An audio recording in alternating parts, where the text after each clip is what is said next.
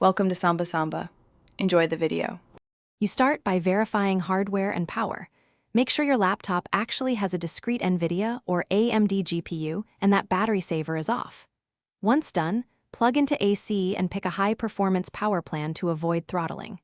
Next, install the latest vendor drivers and their control app, GeForce Experience or Adrenaline, so you can assign apps to the GPU. These steps unlock control. They prevent the CPU-only fallback and prepare the system for per-app GPU assignments. Once the drivers and tools are ready, assign specific apps to the discrete GPU in the vendor control panel or Windows graphics settings so they actually use it. For compute tasks, install CUDA and cuDNN for NVIDIA or ROCm for AMD, matching driver versions to avoid runtime errors. Also, tweak thermal and fan profiles in the control app, and when needed, enable discrete GPU or change graphics mode in BIOS, so the system prefers the dedicated processor for demanding workloads.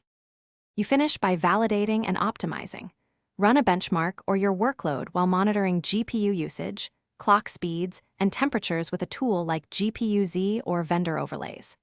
If you hit thermal throttling, enable performance mode or apply conservative undervolt to stabilize sustained performance and make sure fans can breathe. If an app refuses to use the GPU, reassign it in Settings, reinstall drivers, and double-check BIOS hybrid graphics options. This single troubleshooting step often fixes invisible. Thanks for watching. Consider subscribing if we helped you.